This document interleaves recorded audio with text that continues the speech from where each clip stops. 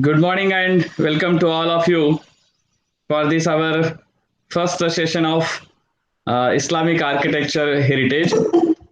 मैं यहाँ पर आप सभी का स्वागत करता हूँ and at the sharp time now you all of are here, so I welcome to the persons or the scholars those who are present here.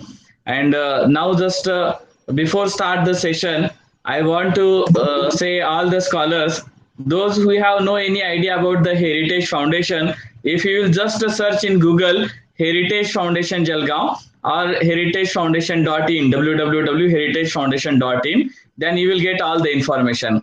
And now I will introduce about our resource person, our scholar, architect Nasreen Kausarji.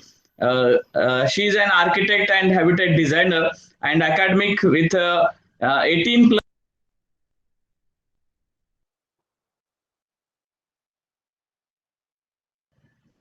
Okay, very sorry to all. I welcome to all of you for this our first session of this heritage of Islamic architecture or the legacy of this Islamic architecture in the lands of Islam.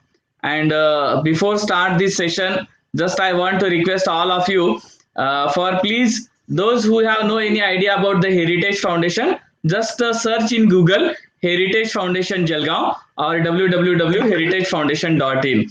And hereby I welcome to our resource person Nasreen Kausarji. And now I want to introduce about her. She is an architect, habitat designer, and an academician with 18 plus years of experience in teaching and industrial sectors. She is graduated from Malnad College and BMS College of Engineering for her bachelor and master's degrees. At present, she is working as a faculty in University of Nizwa in Sultanate of Oman with over 8 years of teaching in Sultanate, being involved in various research and publications in national and international conferences. Her industrial experience in various projects in India, such as residence and apartments, educational institutions, public buildings, bus shelters, commercial buildings, residential and public landscape design, all types of these interior designs. So it's a wonderful opportunity for all of us to learn such a great scholar. And I request, humbly request to Nasreen ji, please continue our today's session. Please start. Thank you very much for the introduction, and a very good morning to everyone. And I would like to extend my warm welcome to all the participants. And I also thank all the participants for registering for this Islamic architecture course. And I would also like to more particularly thank Dr. Bhujan from Heritage Foundation and also Dr. Hussain from University of Nizwa to give this opportunity. And I would like to tell a little about our university. Our university is University of Nizwa. It is located in the city Nizwa, which is around 180 kilometers from Muscat, the main capital of Oman. And here we have very diverse students, not only from Oman, but also from different countries like Africa. We have students from Iraq, Iran, Tanzania. So like this, we have also faculties from various countries, not only from Oman. So I have a very good experience over here, and we have a very good culture also. So this Islamic architecture, this is, I'm not a very historian or a very deep researcher in this particular field. But when Dr. Bhujan has given me an opportunity in this platform, I have tried to make a very good quick research on this, and then I have tried to compile and organize them in a very systematic way. And then I'll just show you this, I'll share all this analysis, what I have done, and then I hope this will be a very good experience for you all also. And one more thing is, if you have any questions or anything which I have missed out, which you also know, you're most welcome to give your scholarly comments. And you can always ask any questions or any suggestions also. You can give. You're most welcome. And you can just send me an email also if you have any suggestions or any questions or anything like that. You may email me or Dr. Bhujan. Okay. So let's start for today's session. I'll just share my screen. Shall I start sharing, Doctor? Okay. Yes, please. Yeah.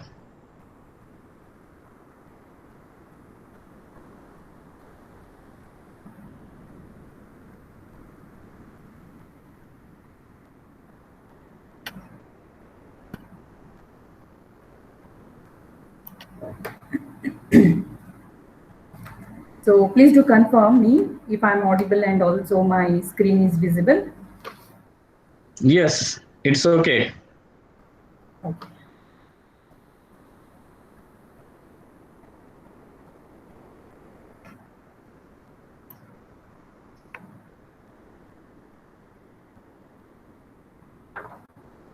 So welcome again, everybody, for the day one session for this Islamic architectural legacy in the lands of Islam. So today in the day one, I'll be sharing with you some historical background of Islamic architecture during the Umayyad periods. Umayyad means they are the first dynasties of Islam, Islamic history, Islamic era.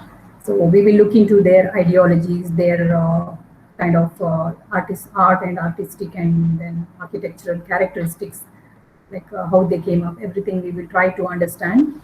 So to begin with, I'll just talk a little bit on introduction of this course. So this course will be a study on the architectural monuments of the Islamic lands with a particular focus we will be doing on aesthetics and also visual understandings. And we will also explore the development of different artistic and architectural forms here, um, which in different broad geographical locations and also in different time periods, long time span. So that is right from the 6th century to the current contemporary era. So we will look into many case studies. So this course also offers an introduction to the iconic monuments in major cities from formative era of Islam up to the modern period, as I told, and up to the contemporary eras. So we will be looking into specific case studies which will demonstrate the pluralism of Islamic and architectural traditions and the inadequacy of embracing an approach that privileges the medieval period and also the central zone of Islamic lands. So here I'm going to cover various types of buildings. That's mosques, palaces, shrines, and also multifunctional complexes and lot of many city types also we will be discussing. So here in this course, more than 25 different mosques will be, we will look into their designs and also we will look into 10 different largest empires in the Islamic history and also around more than 8 famous palaces. We will look into some mausoleums. Mausoleums means tombs and also some city planning. So here also we will look into many more complexes and hospitals, museums, pavilions, factories, and also we will discuss around 3 famous architects in Islamic in the Islamic world. So here, right from the, as I told, right from the 6th to 20th century, we will look into different geographical locations. So we'll also look into a lot of exterior and interior decorations of these buildings, and we look into art and inscriptional details. All these will be discussed in this short-term course of 10 days session. So for the objective, what I have done is for the entire course, I have this objective. And then for daily sessions also, I have few objectives. For example, like as I told in the introduction, we are going to locate the monuments into their historical context. That means we will look into some historical context along with the architectural buildings, how it is related, how they are interconnected, and all we will try to understand. And then we will try to interpret monuments with their cultural, religious, and political contexts by way of focusing them with the examples, with some case studies. So we will also learn the role of art and architecture here in the historical lands. And then we will also be familiar with a lot of terminologies and vocabularies for expressing our architectural features and elements, because these terminologies could be maybe in Arabic words or maybe in Persian words. So we will get little bit of familiarity of these vocabularies. And then coming to the daily sessions, here in the first part, I'm going to tell you about the architectural history, as I told, and we will also try to understand different patronages and their legitimacies, and how they have influenced the architectural styles. Also, we will look into some religious and cultural influences of these dynasties. So that will be one part of the session, and then we will try to relate them with the monuments and the sites and the case studies. So here I'm telling you about the Islamic architecture in the lands of Islam. So where is this Islamic architecture? Where is this land of Islam? So is it bounded only to Arabian Peninsula? So here we can understand. So Islamic or the Muslim world, it is typically divided into 5 main geographical areas. So that is the Arabian Peninsula, where the Islam has originated, and then we have the Transaxomia. So that is the other name of Central Asia. Then we have the Persia, Anatolia, Maghreb. Then we have also Southeast Asia, that is Indonesia, etc. So let's understand this geographical extent of Islamic architecture here. So the architecture of Islam covers a very wide chronological and geographical expanse. So the birth of this architectural tradition, it dates back to first half of the 7th century. That is almost, it's starting from 640 after Christ, AC. So almost 1,400 years ago. So geographically, it extends across the expanse of that includes considerable areas of Asia, Africa. Then we have this Europe, covering Near East, that is where the Islam was born, that is Arabian Peninsula. And also it's extending into the areas distant and as diverse as Spain, North Africa, Sub-Saharan Africa, then East and South Europe. Then we also have this Central Asia, South Asia, and also we have East Asia. So these are the central zones of Islam where we are going to study. These are the lands of Islam where we are taking examples in all these geographical areas. So coming to, like I was telling, like we are starting from the formative era. That formative era means we can have that into early, middle, and later stages.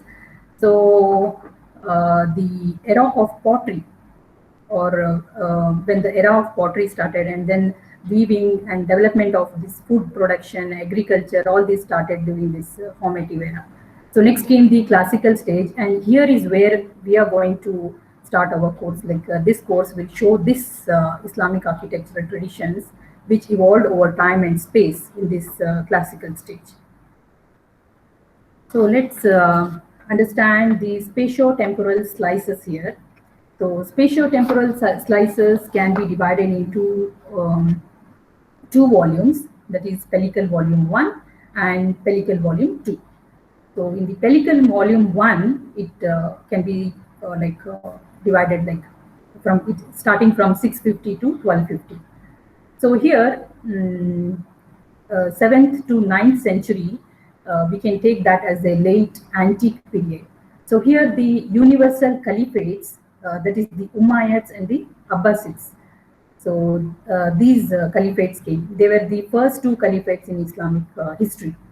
So we will try to understand about them, and we will also look into their geographical locations and also some of the case studies from their monuments. And then next coming to 10th to 11th century. So here the 3 rival sectarian caliphates came. So that is the Abbasids, Fatimids and the Spanish Umayyads. So this can be in the era of early medieval period. So this can be called as early medieval period. So here these three rival sectarians.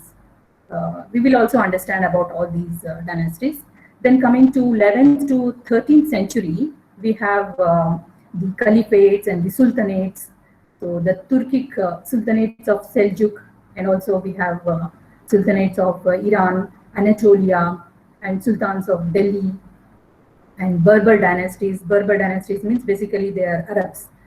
So next is the North Africa and Spain, all these coming under the medieval period. So we will look into their examples also in their geographical locations. Then coming to Pelican Volume 2.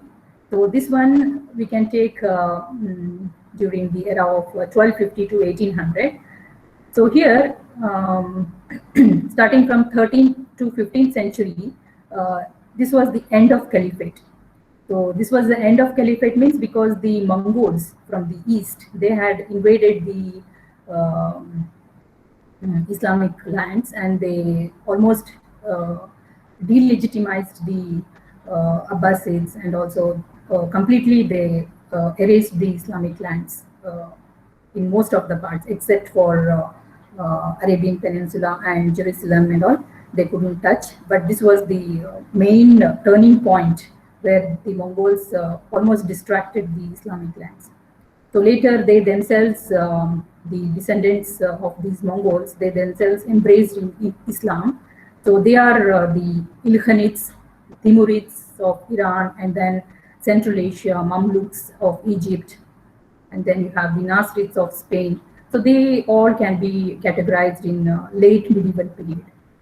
So next, coming to 15th to 18th century, we have the age of three empires. So that is the Ottomans, the Safavids, and the Mughals. So they also had many satellite states. So we will look into their examples also. Very interesting examples we can see here.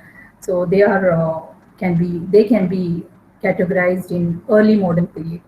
So next, coming to 19th century onwards, we can call it as modern period or postmodern or even contemporary period. So until the 20th century, we can look into this. So this is about the time period what I have shared with you all. So in this slide, I'm showing you the chronology of dynasties in Islamic lands. So here, as I told, Umayyads were the first caliphates in Islam. So they almost started their legitimacy right from 640 onwards. So that was early 7th century. So I'll just read out these names. These are the names of different dynasties, which right from the 7th century to until 20th century came up. So here we have the Umayyads, and then we have the Umayyads in Spain. So we'll also understand how did Umayyads from Arabian Peninsula, they went to Spain, what is the reason behind that, and how were their architectural characteristics and all, we will try to understand here. And also next came the Abbasids, then we have Idrisids, we have Samanids, Tululids, we also have Fatimids. So Fatimids means here they are they had their main legitimacy on Cairo. They designed Cairo city here, and then actually they are the blood relations of Prophet Muhammad. So that is the fourth caliphate. That is, I'm going to tell little more details about these Fatimids in the coming slides. Next, coming to Buid, and we have the Ghaznavids. We also have the Seljuk of Iran, Seljuk of Rum, that is in Anatolia, and we have Almoravid, we have Almohad, Ayyubid, Marinid, we have the Sultanates of Delhi, that is starting from almost 11th century. Then we have the Hafsids, the Nasrids, Zayyinids, Mamluk, and Ilkhanids. And then we have the Ottomans, Timurids, then we have the Safavids, Sharifian, Mughals, Zand, and Qajar. So this is the chronological order of Islamic dynasties, what I have shown, right from the 7th century to until now. Until now means maybe around 19th or 20th century. So here, we are not going to take the entire dynasties. We are just taking the main biggest dynasties, and then here some of the dynasties are they were the vassals of the main dynasties. Vassals means they were ruling under the legitimacy of the greater dynasties. So we will look into all those in our sessions. So here coming to what happened during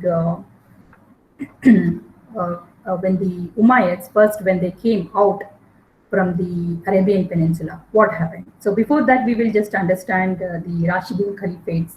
So Rashidun Caliphates means they were the 4 caliphates. Here you can see Abu Bakr, Umar ibn al-Khattab, then you have the Uthman ibn Affan, then we have Ali ibn Abu Talib. So this is the 4th caliphate.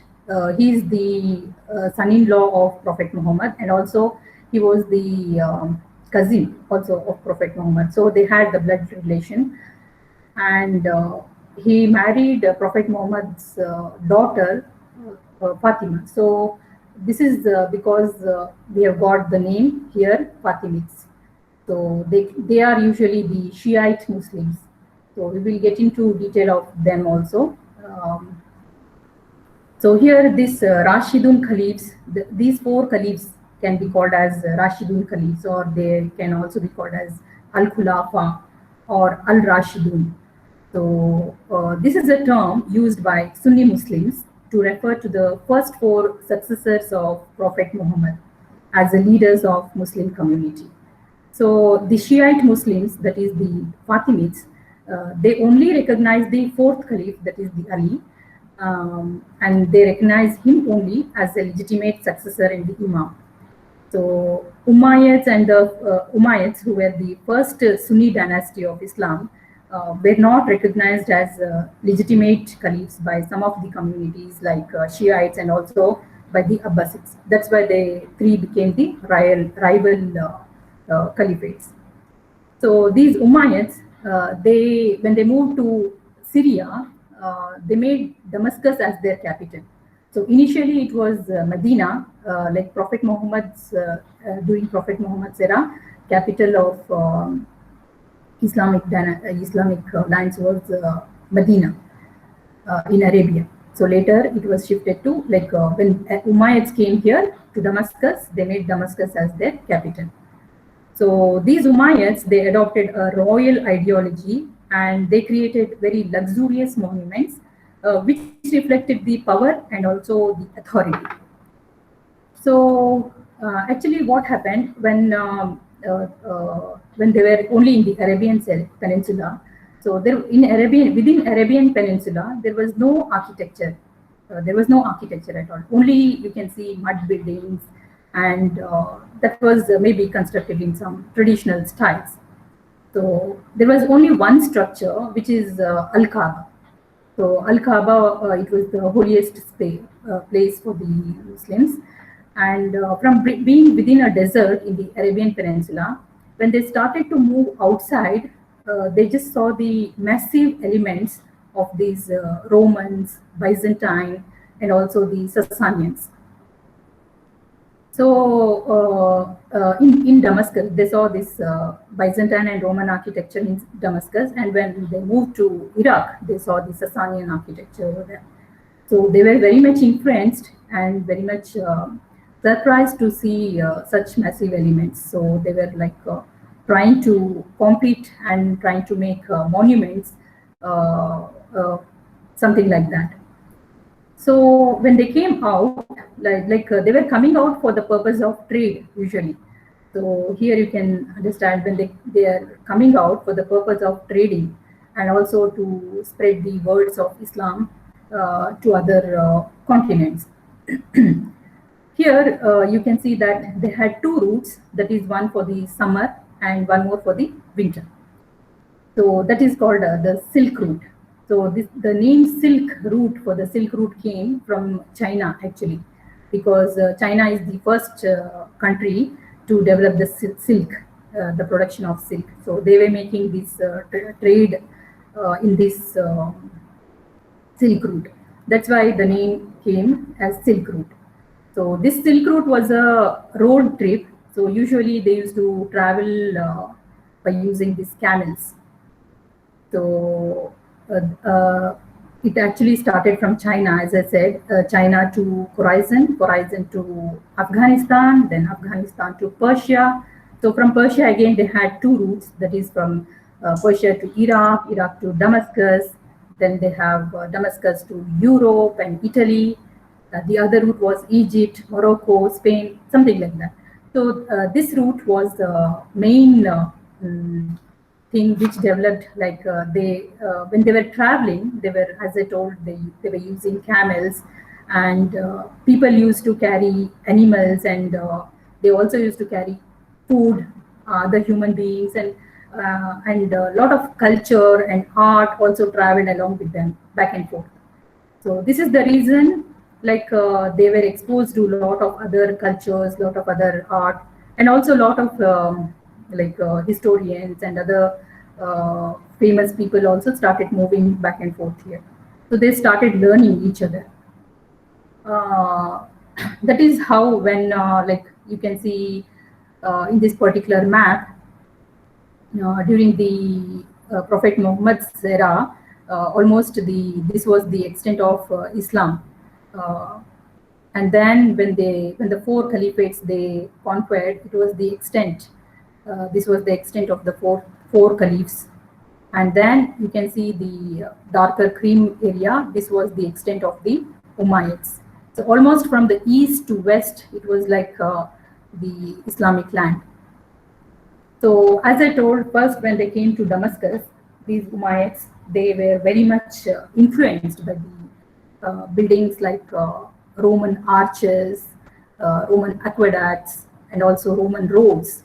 Then they were very much impressed by mosaics from Sasanian, and also in Byzantine, they were influenced by the basilicas in Byzantine, and also churches and mosaics, the material what they were using in these, and the domes, the arches, everything. Like they were very much surprised to see this kind of architecture.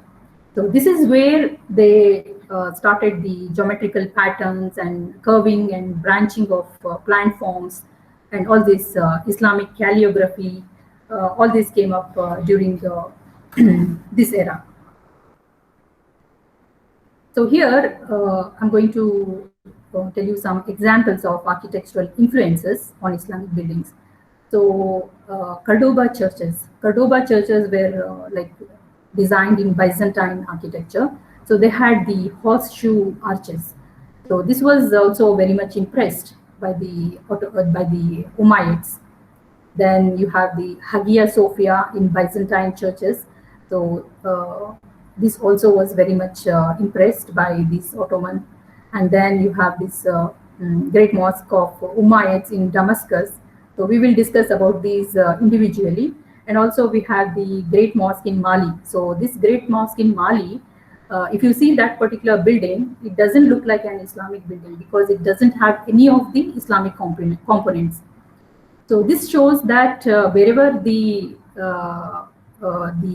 caliphs used to, I mean the Islamic ruler used to construct his buildings, so he used to adopt the local practices, he used to adopt the local styles and also locally available materials. So this is how we can understand in the Mosque of Mali. Then we have Qasr al-Hamra palaces in Granada.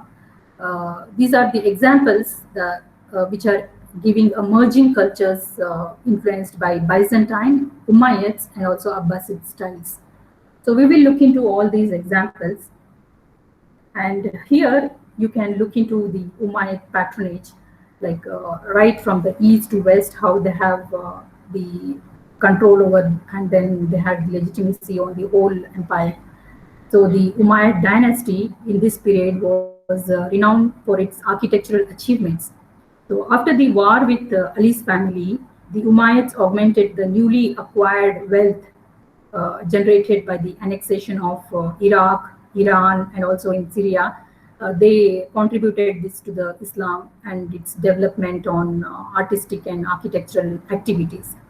So best seen in the emergence of religious and secular buildings. So the major architectural components of the mosque is attributed to the Umayyads. That means Umayyads, they were the first to start with the religious buildings. So they started the first mosque apart from Prophet Muhammad's first mosque in Medina. So after that, Umayyads were responsible for constructing the mosques in different regions. So here you can see the extent of Islamic world in 15th century. So almost they have again India, Central Asia, you have the Iran, and you have this Jerusalem, Egypt, Africa, Sahara. So this was the extent. So here I have tried to classify each period of time, each dynasty having each individual architectural styles. So here you can understand that these 10 days short-term course has an extensive coverage of different monuments in different geographical locations and from almost east to west in different time period. So here we will understand what are the essential features of a mosque and that distinguish it from other buildings, as well as the functional role of elements what they have used in this mosques. So before that, I would like to tell you few more points like earlier the rulers and the patronages, they were following a methodology. So this is not only I'm telling about the Islamic rulers, almost even in the pre-Islamic also, the main patronages, they had some methodologies. The methodology was converting the temples to churches, churches to mosques, and mosques to churches again. So this is because they want to show their power. They want to show their economy. I mean, this is also very economy and economical, and also it is easy. So that's why these kind of methodologies were adopted. So this started not only from the Islamic eras, but also pre-Islamic also it was there. For example, if you see Egyptian temples, so right now also you can see some of the temples they have been destructed and their idols have been just like lot of damages have happened. So that was done in the pre-Islamic. So this kind of methodology was continued even in the Islamic time also. So let's come to the masjid now. So the masjid during Prophet Muhammad's time, it was not only used as a space for worshipping, but also they had many different activities. So something like it was used as an administrative center. So Prophet Muhammad himself, he was dealing with the daily life issues of people. So it was used as an administrative center. Then it was used as a social space for social meetings, etc. And then it was also used as a space for healing for the soldiers who were wounded during the wars.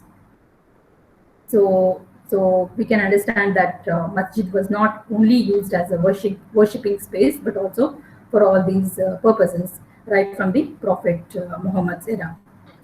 So it was decided at that time that the masjids should be like an open court. It should have an open court at the center, and then enclosed all surrounding with the closed spaces for prayers. And then usually, as we all know, we have the 5-time prayers, and the Friday prayers also we have. So it was decided that Friday prayers only one mosque in a city. There should be only one mosque in a city. So it should be very big enough, and also it should be very. I mean, it should be at the center of the city, and equidistant to the Muslim population in a city. And it should also have many doors. It should be big enough to inhibit all the Muslim community. So this was initial requirement for the Great Mosque, for the Grand Mosque in any city. This was the main requirement. And also you can see in Abbasids period, the space called Ziyada was added. So this Ziyada space means they included a lot of different activities related to masjids apart from the main activity, so surrounding to the main masjid. So this kind of planning also we will come across, but this will be from the Abbasids period. So this Ziyada kind of spaces were not there during Umayyads. So, and also one more requirement was they wanted a fountain or they wanted water for ablution, for drinking, etc. So ablution means it's a way of cleaning ourselves before worshipping or before praying. So that is very compulsory. Without that, one cannot start their prayers. So water is a very important element for a masjid. So ablution centers should be compulsorily there in the masjid. So they had a element called mimbar. Mimbar means, as you can see in this picture, it's a flight of steps. It's a wooden furniture actually. They had a flight of steps, and it's used as a pulpit. From they had a steps, and then the main imam, he used to sit here and he used to give the sermonizing to the worshippers. So so this is it's like a removable. It's not a fixed. Usually they keep this near the niches. So this is a niche, what you can see here near the Qibla wall.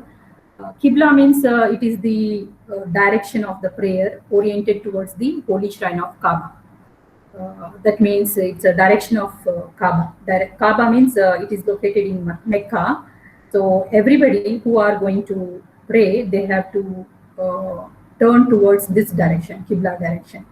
So for example, you are in Egypt. If you are in Egypt, you have to turn towards southeast. If you are in Iraq, you have to turn towards southwest. But if I'm in India, I'm going to turn towards my west. So that is the Qibla direction.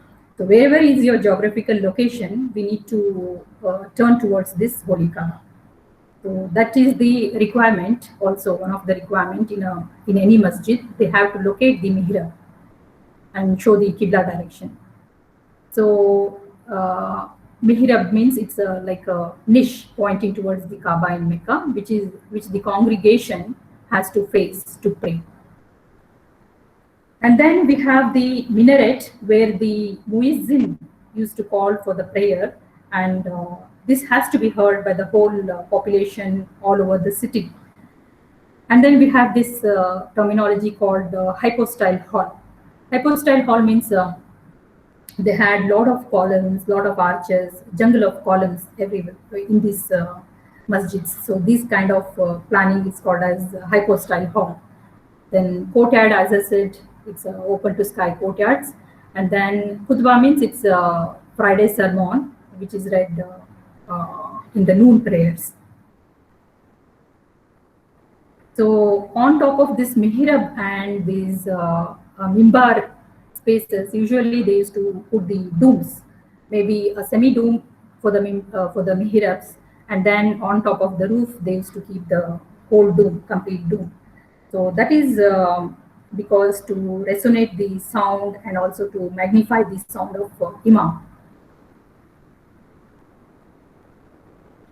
So now we will start with the case studies. So we will start with the Dome of the Rock in Jerusalem. So here this Dome of the Rock, this construction was completed in 692 by the order of Umayyad Khalif Abdul Malik, 646 to 705. So it is the earliest remaining Islamic building with the earliest Quranic inscriptions. So the Dome of the Rock is not a mosque, It's not, this particular building is not a mosque. It's a commemorative structure situated in the site of Prophet King Solomon's temple, that is the Jewish temple. So King Solomon means we also have about his details in the Quran. We will be calling him as Prophet Sulaiman alayhi salam. So this was the temple when the Jewish were there. It was before Prophet Muhammad. So it is not a single building, but a part of a pilgrimage complex made up of about 45 marked sites, including the Al-Aqsa Mosque. We will look into that mosque also here. So the Dome of the Rock in Jerusalem is among the holiest pilgrimage sites of Islam. So following to Prophet's Mosque in Medina and also most holy site, that is the Holy Kaaba. So these two are the holiest sites. Apart from these two, Jerusalem Dome of the Rock is also the third holiest site. So here you can see the entire site of the Dome of the Rock. So this is the location of Masjid Al-Aqsa here, and you have so many smaller domes over there. We will look into these details also. So this monument was also in dialogue with the Christian Church of the Holy Sepulchre, built by the Empress Helena, mother of Roman Byzantine Emperor Constantine the Great in the 4th century.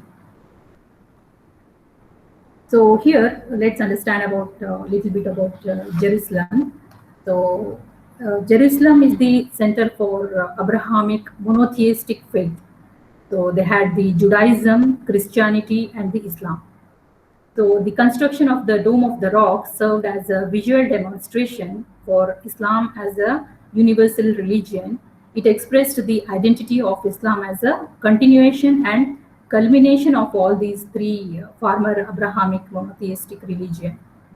So the site is believed, like the whole site, it's believed to be the place of Prophet Muhammad's night journey and ascension, that is Isra wal Miraj, to the divine throne of the heavenly spheres.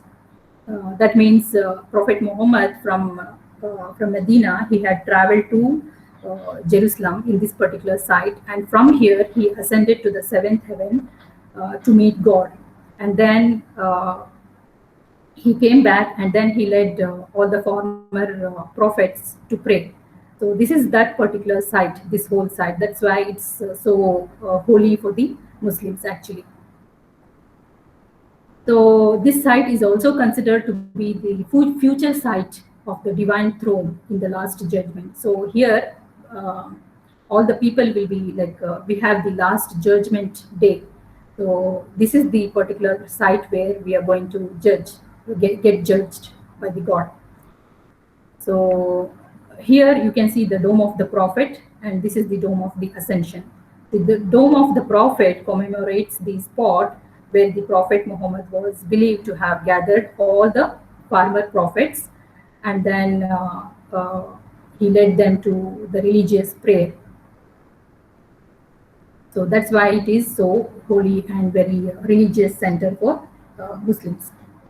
So here you can look into the Umayyad architecture in the Dome of the Rock. So here, this is the Dome of the Rock plan. Here you can see at the center there is a holy rock, and then it's like a octagon, and they have the circumambulation path, and then you can even see the dome here. This is a double dome which is made in wood. And also we will look into some decorations. These decorations of the Dome of the Rock, it is having aniconic, non-figural images. So inscriptions are there, vegetal and crown motifs are there. So we will look into details also. So as I told, there is a holy rock over here, and below this holy rock, there is a cave. Okay, there is a flight of steps which leads to the cave here. So under this holy rock, there exists the commemorative prayer niches and the mihrab with black stones in the center of each day table with 11th century Fatimid restoration. So Fatimids had restored these two mihrabs. So these two mihrabs, prayer niches, they commemorate the prayer places of Prophet King Solomon and his father David. So about them, it also have been revealed in Quran also. So here, the interior decorations with precious, they have used a lot of precious materials like gold mosaics, gilded bronze, and also colored marbles.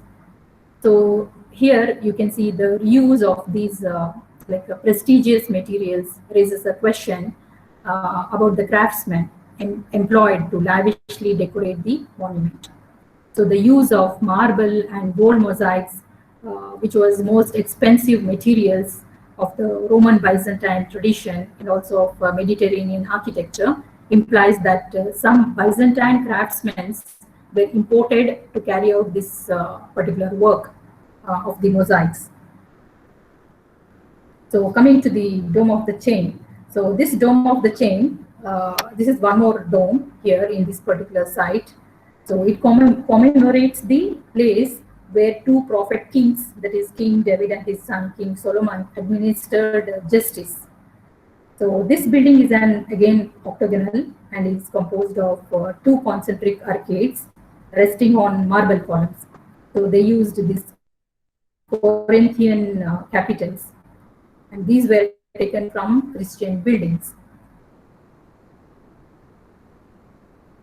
So this is an example of spolia. Spolia means reduce the from replace the gold mosaics during the repairs, which was undertaken by Sultan Suleiman in 1540s. So next, coming to the layout here, you can see the location of the Dome of the Rock with respect to Masjid al-Aqsa. Masjid al-Aqsa, which is also called as farthest mosque. So it's almost axially aligned. So here, all of the gates, what you see in these gates surrounding the complex are named after the Old Testaments of the prophets. So emphasizing the universalism of Islamic religion. So here, the Al-Aqsa Mosque, axially aligned with the Dome of the Rock, was connected to a no longer extant Umayyad Palace. So behind this, there was Umayyad Palace, which was located at the south of the complex and had a direct passage to the mihrab. So from the palace, the caliphs used to directly come to the mihrab area here. But this was discovered only in recent excavations.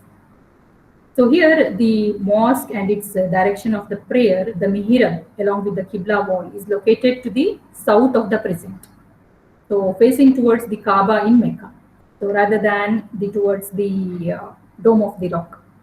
So therefore, we can understand that Dome of the Rock is not intended to replace the direction of the Kaaba, but some people assume that it is the replacement of Kaaba, but it's not like that.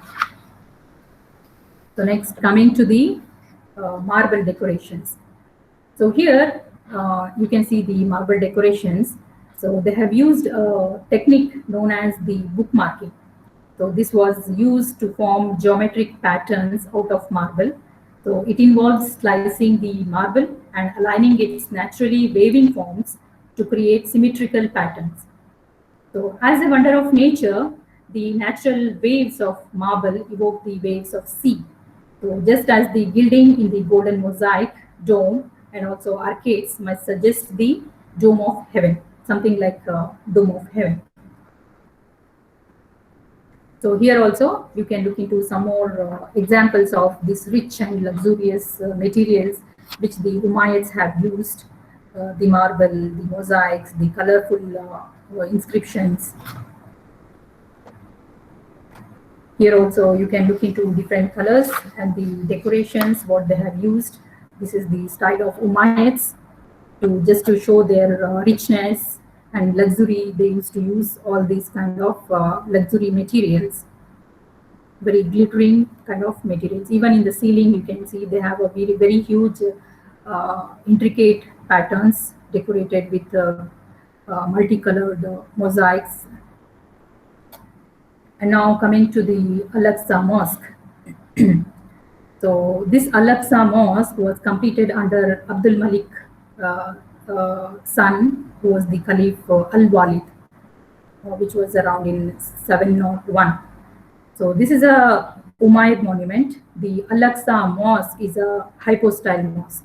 So as I told you, what is the meaning of hypostyle? Hypostyle means they had a lot of columns and arches.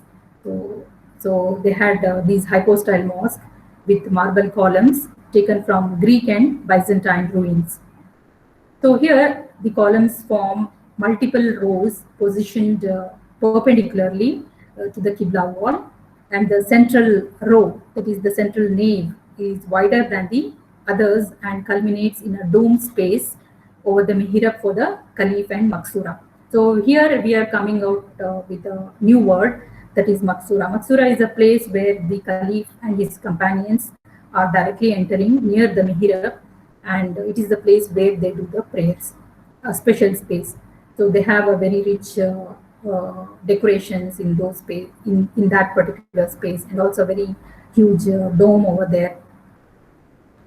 So, and then expanded and remodeled by the Fatimid period. So after Umayyad, when the Fatimids came, they expanded this particular mosque and they remodeled. And the mosque had a lot of gold mosaics imitating the earlier ones in the Umayyad style, and which were again replaced during the 11th century restorations. So next, coming to this Al-Walid's intervention in this mosque, we will try to understand what kind of intervention he had. So here, Al-Walid's intervention at the Al-Aqsa Mosque on the Temple Mount of Jerusalem established its axial relationship to the Dome of the Rock. So this also served as a covered prayer space. And you can see that there is no courtyard here. So the mosque opened directly into the expansive platform of the sacred precinct of the Dome of the Rock. So when they come out, this is the precinct of the Dome of the Rock. So like the Great Mosque of Cordoba. So we are going to understand some more examples, that is Great Mosque of Cordoba, which is also designed by the Umayyads. So the first three initial buildings of Umayyads, the religious buildings of Umayyads, they also had a lot of similarities between them. So even in the Cordoba also we had several entrances. Even in this Al-Aqsa Mosque also we can see there are several entrances. And then there was a central aisle which is slightly wider. You can see this is the central wider aisle. And there is a dome which is set before the mihrab over here at the Qibla wall, with the main mihrab sited at the center. So the interior of the mosque is like a T-type. You can see it is a T-type plan with a double-tiered arrangements of columns. So here you can see double-tiered arrangements of columns and arches which are springing from the upper galleries to support the roof. So hence there are several features that can be identified. Also, it is shared with the similar kind of architectural characteristics in Mosque of Cordoba also. So those elements are chiefly these included the dome set before the mihrab, and also the treatment of central aisle as slightly wider, and also spaces to flank it, and hypostyle form, and the all these kind of characteristics were repeated for all these three mosques of Jerusalem, and also mosque of Damascus and Cordoba. So coming to the mosaic decorations, so mosaic cover the upper parts of the arcades and piers here. So figural images are not used in Islamic religious spaces. So instead, they were using the messages to communicate, and also they were doing a lot of inscriptions, and also they were using a lot of non-figural imageries.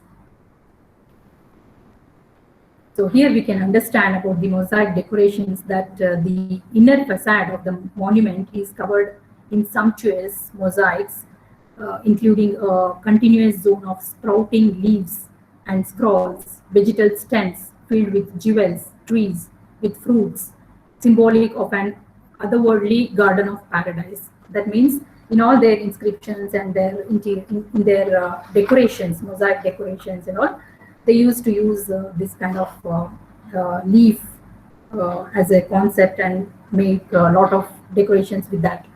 And then they used to show the garden of paradise, like how the paradise is, which is written in Quran, the descriptions, the same thing in a pictorial representation. They used to represent that with the patterns, with the leaf patterns and all. Then you have the fantastic mosaic crowns, drawing on both the Roman, Byzantine, and Iranian, Sasanian traditions of divinely sanctioned kingship. So they decorate the octagonal arcades in the inner facades. So they had a band of inscriptions from a Quran around the arcades in an angular Kufic script of gold and blue background. And then they also had Quranic inscriptions and litanies praising God and also praising Prophet Muhammad, Prophet Jesus, and lot many, like they also had the proclamation that God is one and only sovereignty of the cosmos. So these kind of inscriptions also were present in these mosaic decorations. So here, the Dome of the Rock had undergone many stages of renovations, redecorations. For example, the wooden dome was rebuilt by the Fatimid dynasty, which was in 11th century. So after it partially collapsed, an inscription of the throne verse from the Quran, which speaks to the absolute sovereignty of the God over the heavens and the earth, encircles the top of the dome. So at the top you can see the inscriptions which were restored by the Fatimids.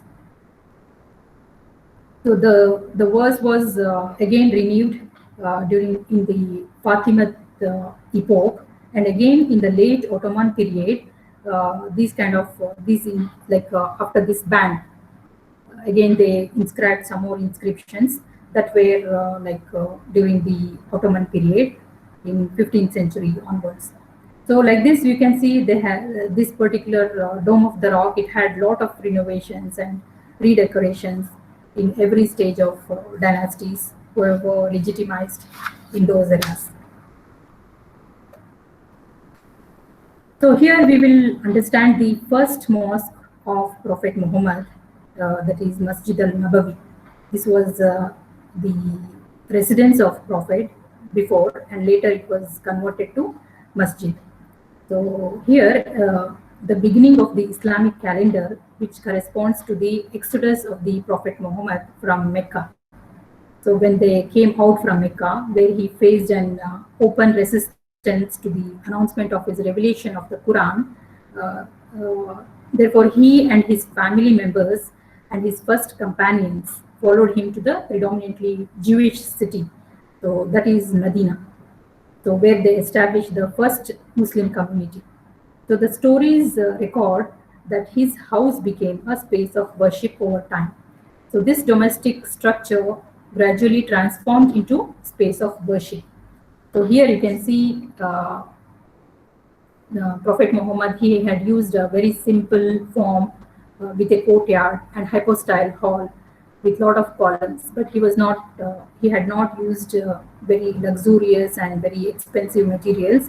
He just used very locally available materials like date palm trunks for the columns, and for the roof he used date palm trees leaves, and then for the walls he used the mud bricks, so something like that. So later, when the Umayyads, they rebuilt the Prophet's mosque in Medina, that was in 707 to 709. They also incorporated a dome and also a nave, and they used a lot of mosaics. This was under the Caliph Al-Walid. And he also built the Great Mosque of Damascus during the same era, and also with the same kind of planning, that is central, Negev and Crom. So for the increasing population and all, they have actually demolished this particular building, and then they have increased the size. And now at present, you can see it's this is the extent of the Masjid al-Nabawi.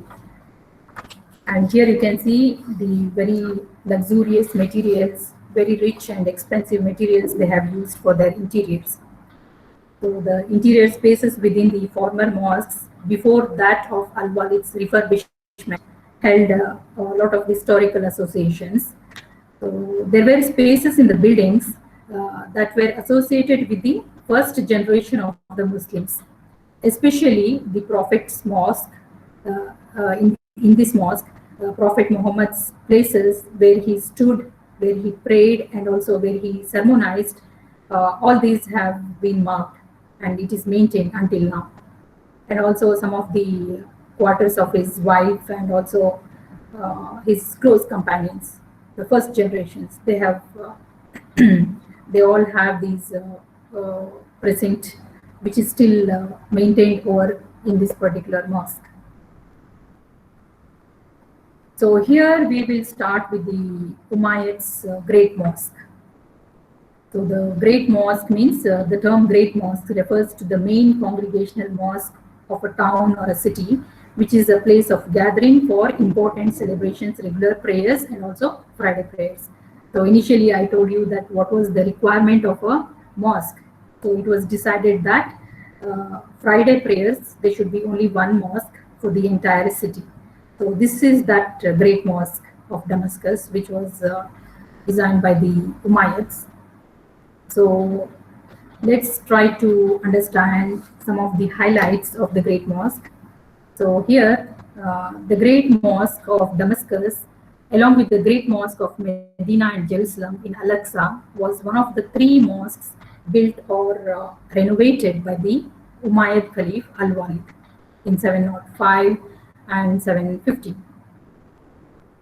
So the monument employs grandiose, and it also shows lavish materials departing from the modesty of Prophet's mosque in Medina. So this responded to the need to compete with the spectacular architectural landscape of Christian Byzantine, Damascus, Syria, and also Constantinople. So just to show their supremacy, their power, their leadership, they used to have this kind of luxurious and grand mosques. So the Damascus Mosque was built on the site of Byzantine Christian Basilica, which was dedicated to John the Baptist in 4th century. So the gold mosaic decorations covering almost entirely the interior walls of the monument drew an iconography from Roman and Greek palaces and churches, adopting a creatively transforming these images to conform with the aniconic. Aniconic means non-figural requirements of Islamic religious spaces. So they were not putting any figural motifs are there. They used to just hide it very creatively, transform that into aniconic, non-figural requirements.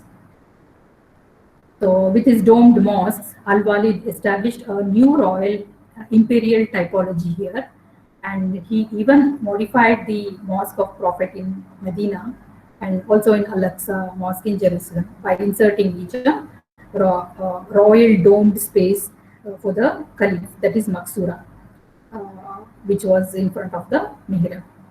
So this new type was repeated in some later mosques also, but few of them they didn't follow this. So they just followed the model of Prophet's domeless hypostyle mosque with humbler materials than the Umayyads, which used a lot of colored marbles and columns and panels, and also luxurious gold mosaics and decorations. So here the Umayyads' Great Mosque, how it was reused and transformed. So there was a Roman pagan temple, temple of Jupiter, So that was converted to church cathedral by Theodosius. So this Roman pagan temple was in 391. So later it was converted to church in 395. So when the Umayyads conquered, they converted that to mosque.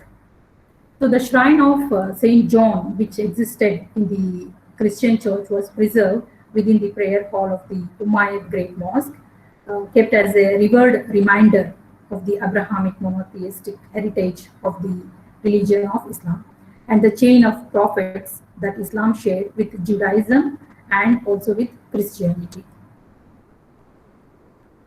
So coming to the plan of this Great Mosque of Damascus, so here the original portico outer boundary of the church was still maintained and within the mosque courtyard. And then the prayer space is composed of columns and arcades with round arches in the Roman Byzantine manner again. So the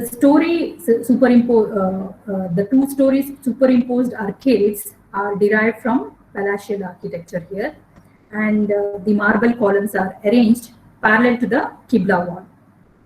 So the shrine of Saint John is incorporated into the hypostyle prayer space here, and then the classical marble columns with Corinthian, that is the spolia, reused materials they have used here again, and also the central nave, which is perpendicular to the central mihrab. As you can see, the same like Al-Aqsa and Medina mosques. Same way here also, they are sharing the same kind of architectural features. Then the dome covers the central aisle of the nave, which cuts across the 3 aisles parallel to the Qibla wall, featuring 3 mihrabs. So they had 3 mihrabs here. One was for the main imam and the 2 for the congregations. So in summary, concerning the circumstances of the foundation of the Muslim building, that is the Great Mosques, it's believed that the examination of very ancient texts has led to us to think that Muslims and Christians, following a treaty, indeed they shared an edifice, but it was not the church of St. John the Baptist. I will tell you the example for this. So all indications show that it was an antique perillo where there was space for 2 buildings. So although Muslims were apparently given possession of the total area, they tolerated the existence of church and allowed the Christians the freedom to exercise their rituals also. So next, coming to the details of the planning. So the plan includes 3 mihrabs as we understood. The one aligned with the central aisle is reserved for the Caliph, and the 2 mihrabs on either side for the center are for the congregation. So the Umayyad Caliphal palace was attached to the Qibla wall of the mosque, allowing the direct passage of the Caliph from his residence to the domed Maksura of the mosque. So this kind of pairing, we saw it in Jerusalem, Al-Aqsa Mosque also, we saw this type of pairing was there. So here you can see the mimbar, and this is the mihrab. And then coming to the mosaic decorations of this great mosque. Here, the theme of heavenly paradise is represented in the so-called Barada panel, and a mosaic running along the inner arcade of the western courtyard wall. The river flowing below the fantastic pavilions and palaces and orchards. This corresponds to the Muslim descriptions of paradise, which mentions palaces and promise. This kind of descriptions and all, it is already mentioned in the Quran, stating that if you are doing good, you are getting this in heaven. So you are doing good, you will go to heaven and you will get these kind of palaces. So these Quranic descriptions, they have tried to show that in a pictorial representations by using these different mosaics, decorations on the walls of masjids. So here you can see one of the Quranic verses. It is Allah who has created 7 heavens and of earth the like of them. So these kind of inscriptions also they have put up on the mosaic decorations. So the whole of the interior and the courtyard of the mosque was once covered in elaborate gold mosaic tiles. And sources also note that Byzantine emperor he had sent mosaicists from Constantinople to create these gold multicolored mosaics. So like a vision of paradise. The mosaics depict the riverfront palaces. As I told, it's promised to the believers that they will be in this abundant garden landscape with trees and all in the heaven. So unlike the Dome of the Rock, the trees lack jewels and crowns. They depicted with a much greater emphasis on naturalism. So the concept of paradise as an eternally verdant garden with palatial pavilions for the believers is expressed pictorial, as I told, without words, like Quranic inscriptions accompany these evocative depictions also. So the next case study, we will go to the mosque palace compound in Lebanon, that is Anjar. So unlike the Umayyad monuments built in Jerusalem and also in Damascus, Anjar was an entirely new royal city built on the model of quadrangular Roman camp with 2 columned avenues intersecting in the middle, marked by 4 columns. So this becomes a tetrapylon. So the Roman models were also adopted for the Umayyad royal palaces and the mosque adjacent to one another here. And the palace included double-tiered round arch arcades resting on the marble columns, as in like what we saw in Damascus. Same kind of round arches and also arcades we can see over here.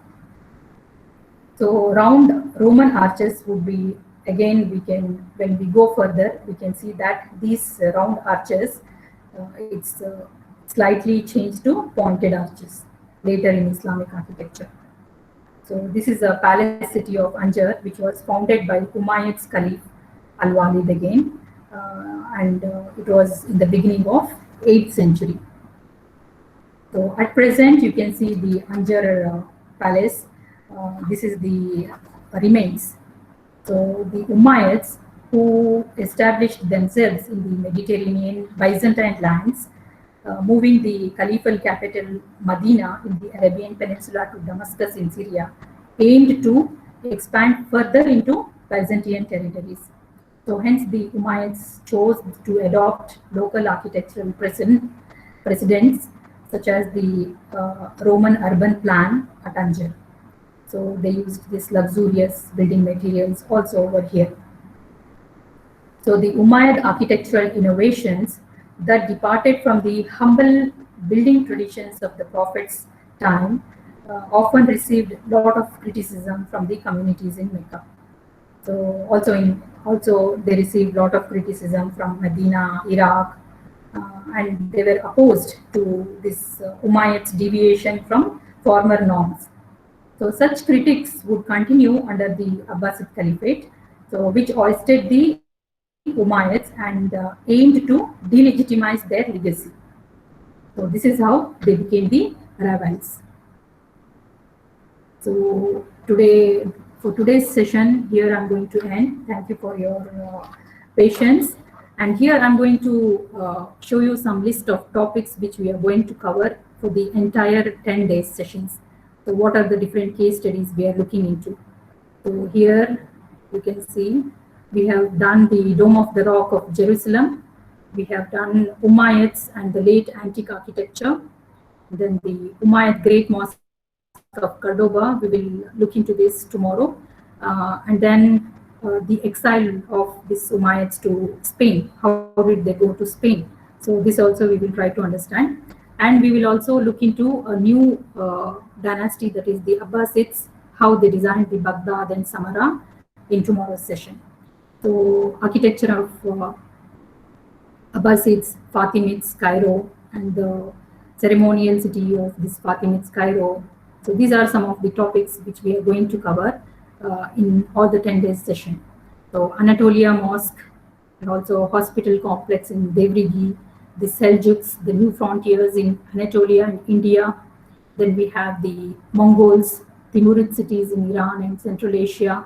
Then we have the portable and permanent architecture of Mongols and the Timurids. Then coming to Alhambra palaces in Granada, and also we look into some cross-cultural aesthetics over there.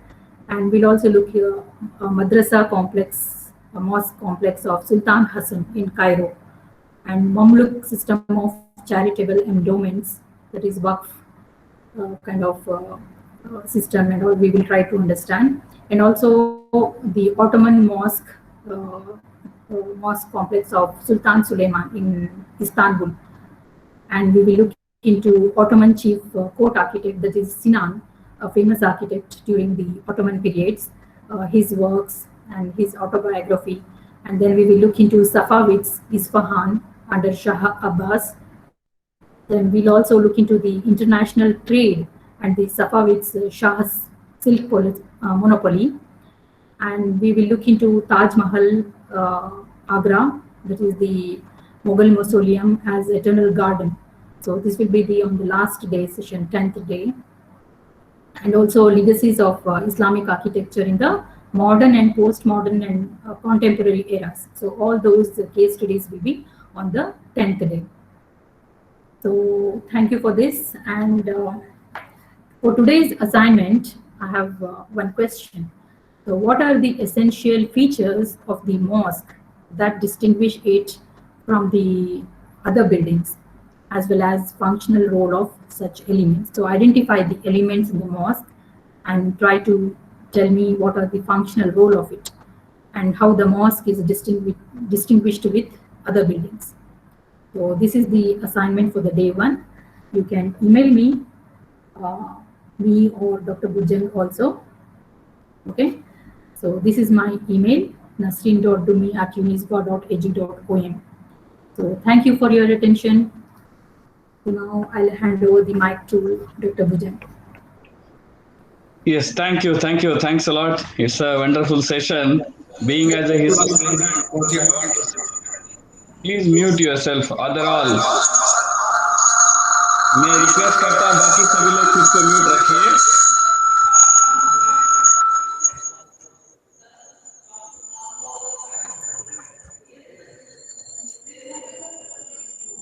मैं request करता हूँ बाकी सभी लोग खुद को mute रखें. Yeah, okay. Please stop presenting. Please click the stop presenting.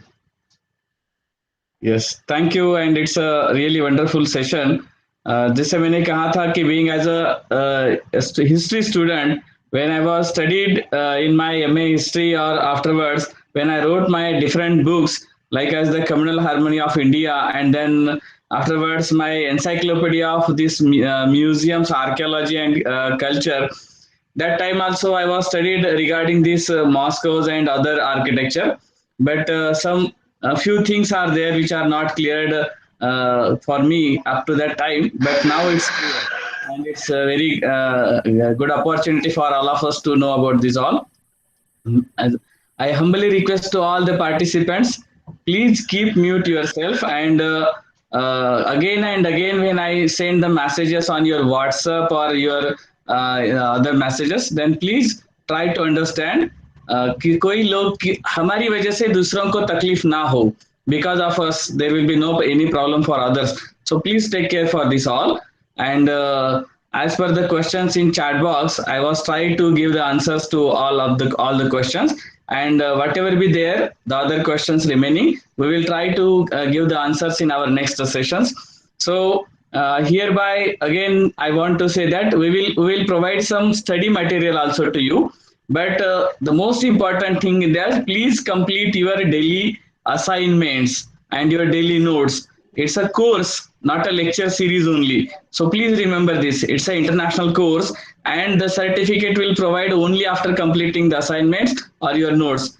So now for our this session, just I request to all of you, please for those possible, please on your video. We want to take one screenshot for our this course record. I request to all the participants, if possible, please on your video. Yeah, जिन्हें भी possible है, easily possible है, then no. Okay, we will wait for 1 minute because ऐसे suddenly मैं किसी को instruction दे के बोलूं, it's not good. But till then I request to all. In the meantime, can you just put the assignment once again? Can you put the Yes, we will share in our WhatsApp group also. Our assignment we will share in WhatsApp group also. And her email ID. And her Yeah, email. yeah, definitely. Yes. Okay, okay. Yeah, just ready. Okay. We require your $1 million smile. Thank you. Yes, thank you. Thanks a lot. Here all the participants are from. Just a minute. Here our participants are from the 12 different states of India. So from Uttar Pradesh to Himachal Pradesh to Tamil Nadu, and from Assam to here Odisha. I am really happy that such wonderful persons are here, and from abroad India also, from Oman, Malaysia, US, the participants are here. So it's a very good opportunity to all of us for share our knowledge with each other. Yeah, please, Madhuri ji, you want to ask? Sir, we have to submit daily notes as well as assignment.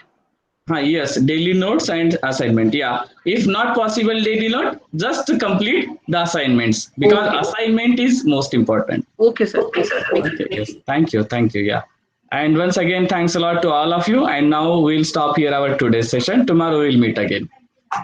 Okay. Yes. Thank you very much. Once again, thanks a lot. Thank you, sir. Thank you. Yeah, thank you. Thank you.